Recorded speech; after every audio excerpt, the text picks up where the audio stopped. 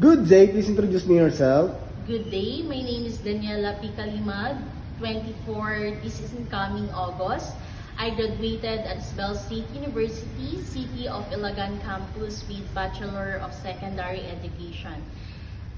And I am single. And I am professional teacher.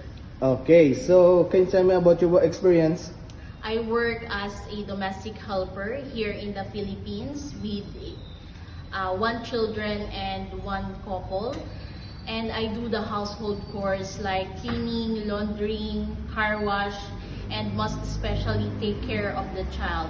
And I assist during my internship assistance teacher. I almost teach 32 children. Okay, so in your previous employer, how would you take care of the children, especially when sick? I will take care of the children. I will check first if he or she is safe, and I will call my employer immediately. How would you describe yourself? I describe myself as a hardworking, honest, and patient. Do you have any tattoo? No, I don't have. Do you have a surgery or serious sickness before? No, sir.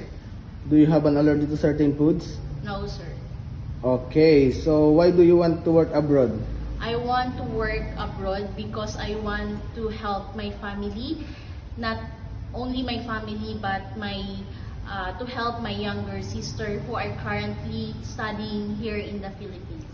If you get hard, you will take care of your children. No, I don't have children. If you're homesick, what would you do?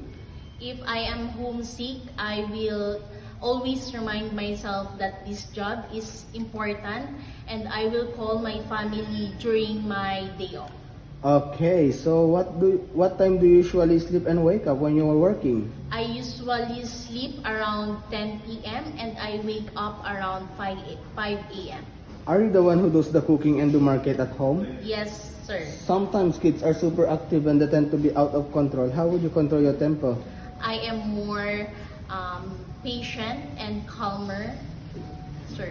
Okay, so do you accept no off days but to be paid instead by employer? Yes, sir. When you visited the parents, relatives, and friends of your employer, will you help and do the housework there? Yes, sir. Can you promise not to let money in Hong Kong? Yes, sir. Are you scared of dogs and cats?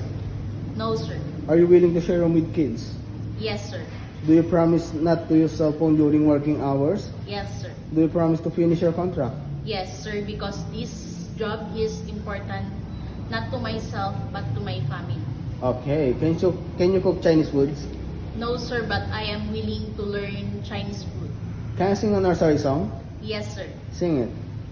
The wheels on the bus go round and round, round and round, round and round. The wheels on the bus go round and round, all through the town. Okay, so what is your message to your future employer? Good day, mom and sir. I hope you can choose me as your helper, and I will do my best to serve your family. Thank you.